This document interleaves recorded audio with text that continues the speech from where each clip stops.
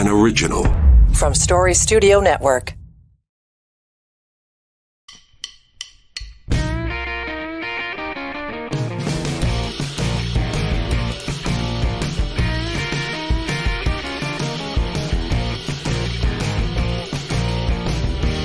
Significant developing story yet again at this hour. Reports of more device explosions in Lebanon. These are the first pictures into us showing people's pages exploding in Lebanon. New reports of wireless devices exploding in the user's hands in Lebanon today.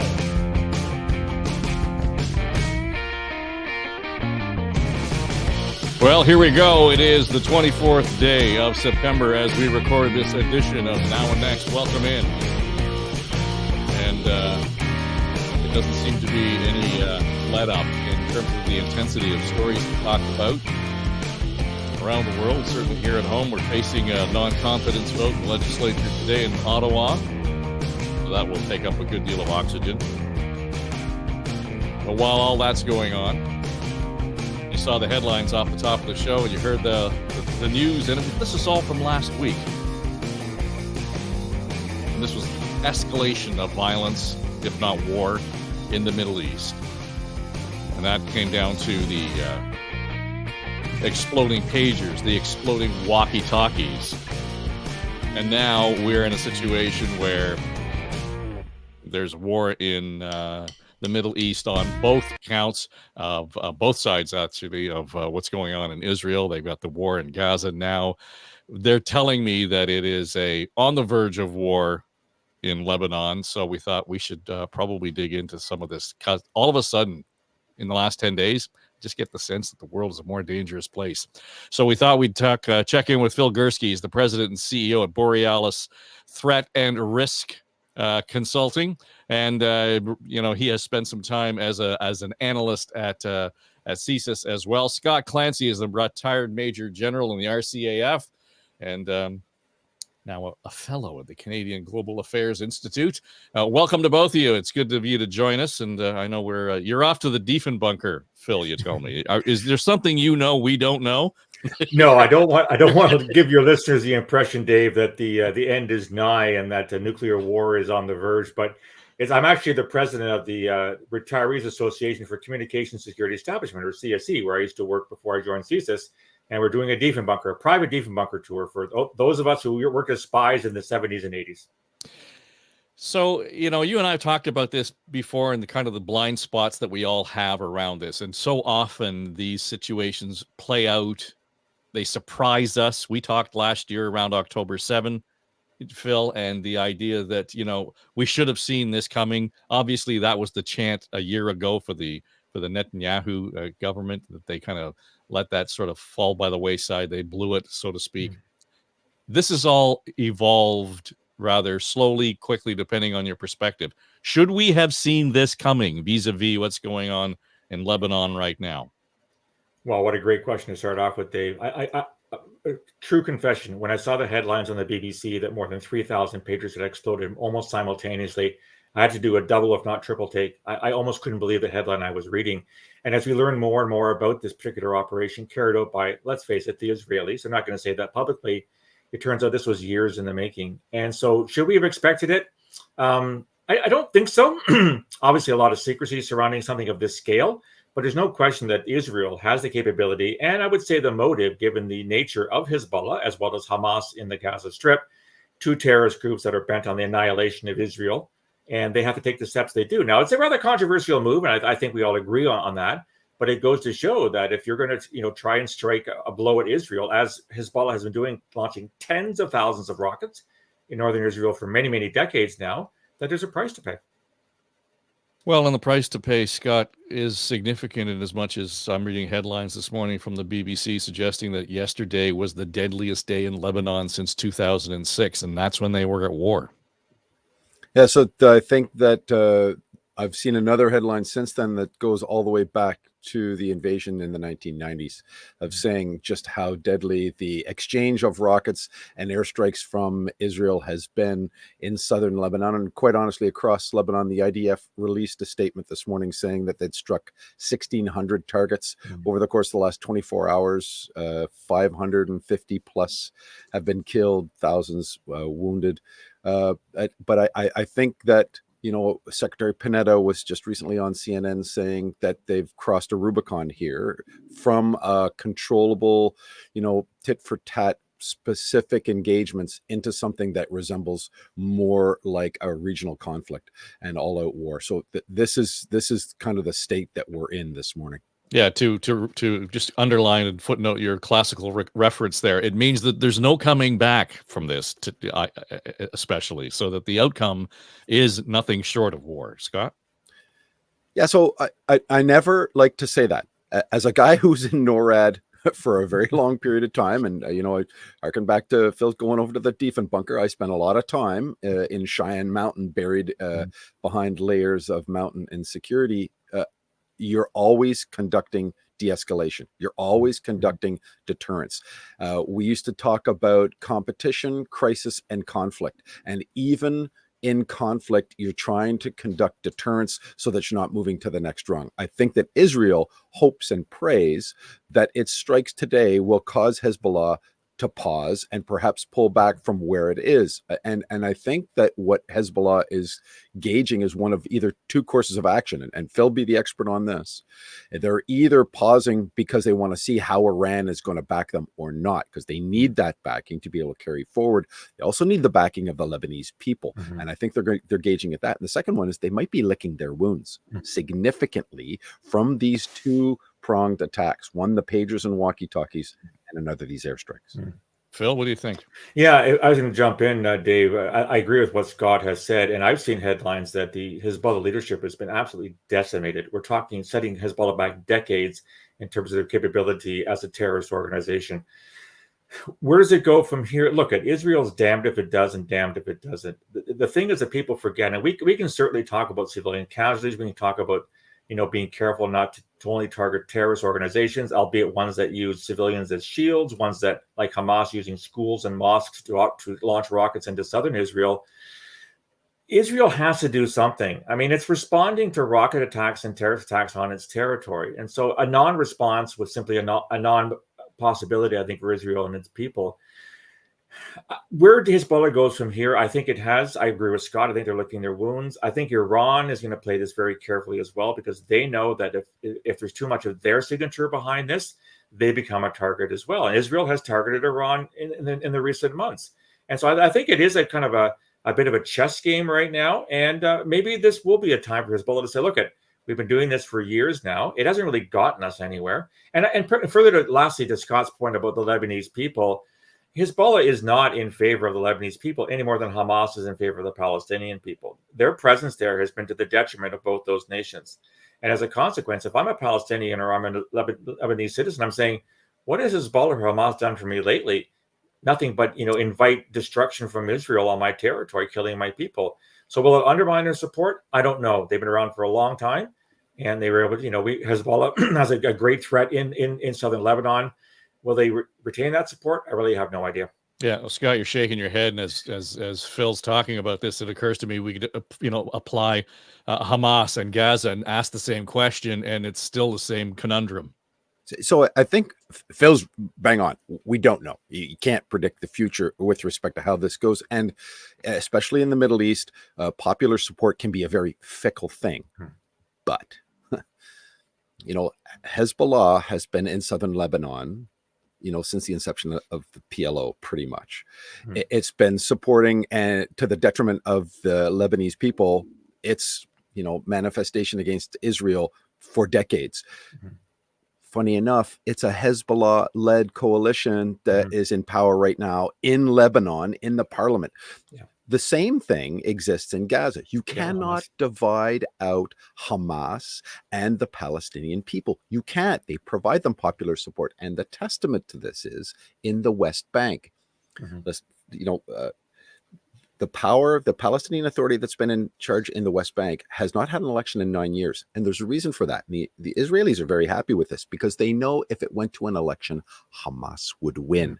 And if Hamas wins in the West Bank, now they've got control in Gaza and the West Bank. Now the two-state solution looks very clearly like a Hamas. This is like negotiating with the Taliban, okay, as it pertains to Israel's position in this. So, I might, professionally disagree with Phil. I think the history and all of the indicators point to the fact that the Lebanese people will side with Hezbollah when it comes to shove, and that the Palestinian people will nestle right up to Hamas because they're the only thing that they see countering Israeli influence in the region.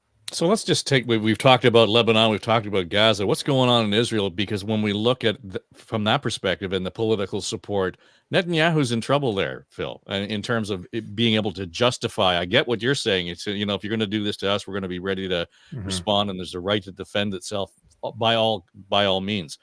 On the ground, in terms of, grassroots support, he's having a hell of a time justifying what he's doing.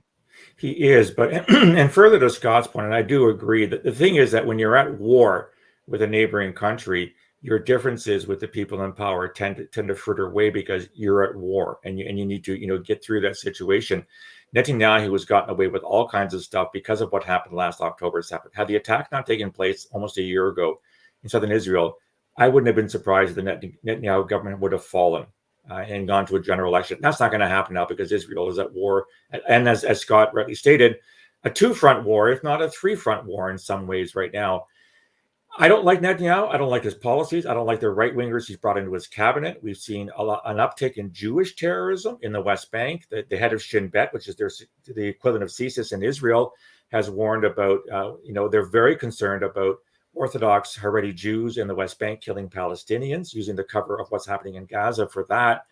But yeah, Netanyahu, I think, is pretty well untouchable as long as the war goes on. Now, once the war, if it ever does come to an end, and as Scott said, and as you said, Dave, this is an area of the world that's been at war in perpetuity.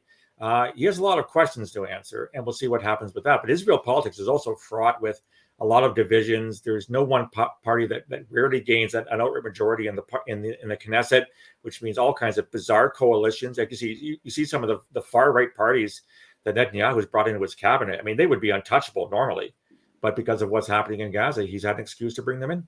So you started off when we started talking about the pagers and the walkie-talkies and the infiltration into the supply chain and all of those things that happen. And you were right to point out, Phil, that this just didn't happen last week. This was a long tail, of planning.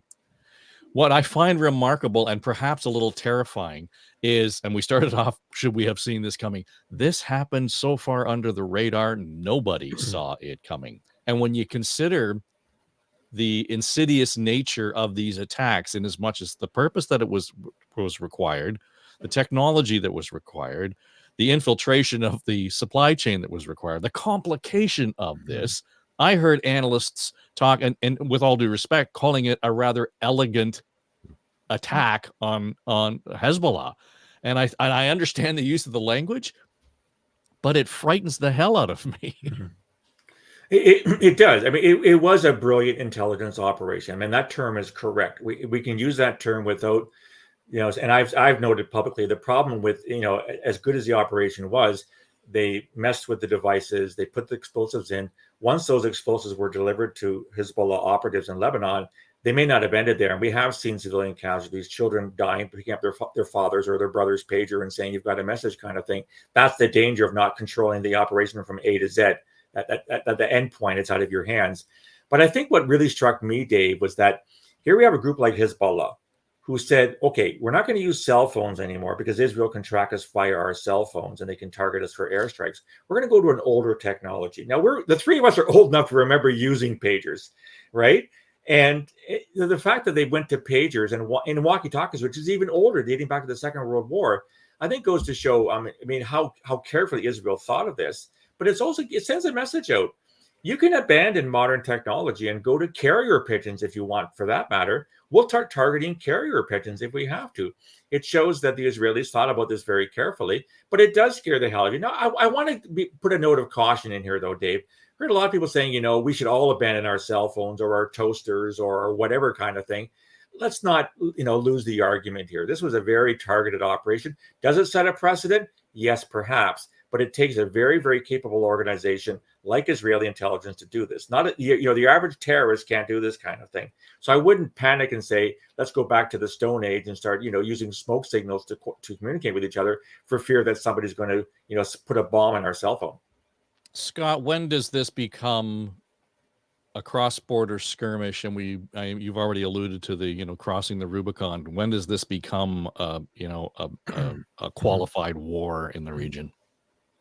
Yeah, I guess that term, we can throw around war and conflict and all sorts of spectrum analogies. To me, they're in an out-and-out conflict, so you're at war. And Israel has been, to Phil's point, in perpetuity, a conflict against picket, 5 Arab nations that ring it in 1948, all the way through to Hezbollah, Hamas, and Iran bent on their destruction right now.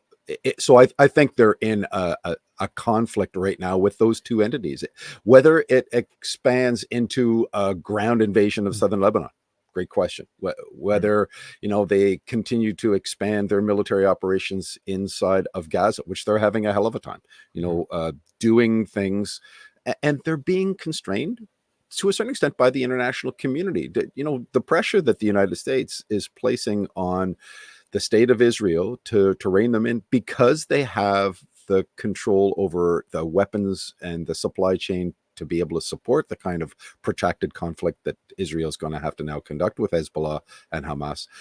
Joe Biden's at the UN Security or the UN General Assembly today, in an hour or two, just going to making comments that's going to have effect. So to me, to your point, I think we're at that point of conflict. But I think the pagers and the walkie-talkies, they bear something to put this in a framework around where we see conflict in the modern age.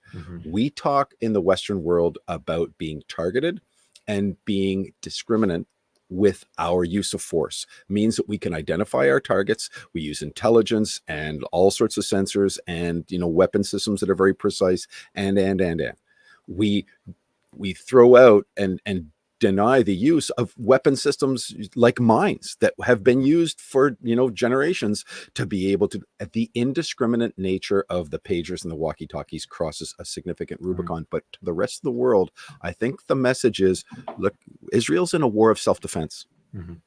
And I don't think they're going to stop at anything to defend their country. And I don't think the modern laws of war are going to hold up when you have organizations like Hezbollah and Hamas, who already completely ignore every single foundation of what we would consider the proper way of wars, and then petition the international community when they get smacked. Sorry, Dave. Go ahead. Just quickly on some points that Scott made. Let's remind the listeners: Hezbollah and Hamas are listed terrorist entities here in Canada and have been since the list was created back after 9/11. So we're not talking about normal states; they're terrorist groups. Secondly, about Israel being restrained or constrained, they went into southern Lebanon in the early 80s, and they were there for years. That didn't work out well. They're in Gaza now, and as Scott says, they're having a heck of a time in Gaza. Israel doesn't want to go and occupy this land. They've gone there to pursue terrorist groups that are carrying out attacks on a daily basis on their soil. So I think they are going to, tread very carefully, because they've seen that occupying another country's territory in the long run doesn't work. It creates more animosity amongst the local population, which raises support for groups like Hezbollah and Hamas. It drains your resources. It's a heck of a drain on your economy. So you play this game very carefully, because you know that if you stay there indefinitely, it's going to be to your detriment and not to your benefit. The politics in the Middle East regionally is one thing, but you've already alluded to Joe Biden's, standing up in front of the UN this week, Scott, and kind of planting a flag, so to speak, in terms of where this should be going. Is this the October surprise? It's just sort of a slow burn on it, because if this turns into something more than it already is, this is going to spill over into the November 5th election, Scott. And one way or the other, it's sort of out of the control of both campaigns. Yeah. So I spent a lot of time in the United States, most of my time in Alaska and Colorado under the, when the Trump administration was in power. The difference between the two approaches is predictability and values. You see Joe Biden, who you can describe Joe Biden many ways. I'd like to describe him as a statesman. President Obama sent him to the Middle East when tensions were rising because he had the respect of international leaders, and he's a statesman worldwide, and he speaks to things. The Obama administration and Joe Biden personally are able to hold the two truths that surround this conflict. You want a two-state solution, but Israel has a fundamental right to defend itself. Those two things can't be seen in complete opposition. That dichotomy forms kind of the basis with which you conduct the negotiations within, because both can be held true at the same time. I think that Bob Rae and Canada are towing that exact line. And you listen to Bob Rae did an interview with CBC, last night, this morning, and I thought his comments were very on point. And I'm not necessarily a Bob Rae fan, but I really do enjoy Canada saying the criminal court, the International Criminal Court has ruled about, Israeli occupation of the occupied territories and to get them out. But what was presented by Palestinians at the General Assembly for a vote does not meet, those things. And what they tried to force through the General Assembly with that non-binding resolution do not represent how Canada feels with the dichotomy between those two things. It's going to spill over into the election, but I think that both the Palestinian people and their supporters inside of the United States, as well as the Jewish people inside of the United States and Canada, see the Harris campaign as being one that can hold those two truths and come to some sort of solution that will be lasting in the region, much better than I have no idea what Donald Trump will say as he walks into any negotiation. He could say something like, "Hey, you don't pay 2%? Russia, do whatever you want." You have no idea what this clown is going to say. Well, to the point then, Phil, we talk about the specifics of the battle on the ground itself, the hundreds of rockets that are flying through the air on both sides of the border. Are we naive to start to talk about this being negotiable? Well, I think that to Scott's point, there's always a room for negotiation. Like I said, if Hezbollah has been hit as bad, and it's admitting publicly, it's been undermined significantly by the pager and walkie-talkie attacks. They've lost a whole cadre of leadership that's been there for a very long time, and they're not going to be replaced in a day. So Hezbollah is doing a lot of navel gazing right now. Yeah, sure, they're promising revenge, so they're going to respond to Israeli attacks. But you can't respond if half your cadre has all of a sudden disappeared, either wounded or dead. So they're looking within themselves, say, okay, what do we do next? We saw what Iran's reaction to the Israeli attack within their territory. It was very muted. They telegraphed those missile attacks against Israel, most of which were intercepted, in part thanks to Jordan and the neighboring countries. So I think we do have time to sort of, let's all take a deep breath here, set this aside and see where we go. The problem is, and as I said earlier, it's going to pick up again at some point because groups like Hezbollah and Hamas are bent on Israel's destruction. They may take a break because of what happened, the loss of leadership in Gaza, loss of leadership in southern Lebanon. But down the road, these are terrorist groups with one aim and one aim only. And I personally can't see them changing their ethos to say, well, we're going to become good neighbors with Israel because we decided that, warfare and attacks are no longer in our interests. So we'll see what happens going forward. But I'm with Scott. I would like to think that the Harris government, if the Harris administration comes to power, they do have the wherewithal to get the parties to sit down and at least turn the temperature down a little bit for now. But I'm with Scott. If we could predict what Trump's going to say tomorrow, I'd bet in the stock market today because we become billionaires tomorrow, in the next day. Well, just to put a kind of a closing point on this then, Scott, to be clear, Hezbollah has been firing rockets since October 7. There has been these skirmishes going on since then, and they have said we will continue to do this until there is a significant effort, or if not a ceasefire in Gaza. So this can't just be looking north. They've got to be paying attention on both sides. That complicates that negotiation immeasurably. Yeah, everything in the Middle East is a complicated negotiation, has been since the inception of the Israeli state in 1948. To be clear, Hezbollah's launching rockets, at civilian targets indiscriminately, and the targeting systems on those rockets are less than the precision that we would demand out of a military target. So when they launch these things off, less than 10% of the time do they have a good idea whether they're going to hit those targets. So they say they're striking Israeli Defense Force targets, but then they're landing in Haifa and amid towns and stuff like this. So it's indiscriminate with respect to what they're doing. But to your point, it's very complicated negotiations. I like to see where we were and then what we've gone to. On the verge of the October 7th attacks, Saudi Arabia was ready and getting ready to formally recognize Israel and normalize diplomatic relations with it. We're no longer there. However, if you see those kinds of things, hey, a two-state solution, okay, what would have to happen for that to go in place? What's the path? And you hear a lot about this. What is the path to get on? When I think about where we were with the provisional wing of the Irish Republican Army in the late 70s and early 80s to where we are with Sinn Féin and the conduct and the just a lack of a border between the Republic and Northern Ireland that exists right now, nobody would have ever fathomed that you could negotiate with the same people that are being doing here. There's a great book out there called, Talking to Terrorists. And it's about how you're going to have to break through those things, divide out that which is terrorist and that which is political. And that's going to help you, have a communication with the Palestinian people. Things like American influence on Saudi Arabia to try and normalize things across the region. I was in the Middle East when those attacks that Phil was talking about, and my compatriots in Saudi Arabia described those attacks as theater. In other words, the Israelis knew they were coming. Yeah. They were prepared for it. The Iranians knew that their attacks were not going to have multiple deadly, results, and that's what they wanted. Because they were showing them, okay. So for the Saudis, you're just going, hey, well, that's something that's a power leverage that the Americans can bring to power, which to Phil's point, I think there is, but you got to get people on this path. Yeah. All right. Well, we'll leave it there. Phil's off to the Defen bunker, and we don't want you to be late for that. So Scott Clancy, Phil Gurski, thanks. This has been great, and we'll have to have you on in a few weeks there just to see how all this is finished up in the next month or so. It's good of you to join us. Thank you. Anytime, Dave. Thank you. Thank you.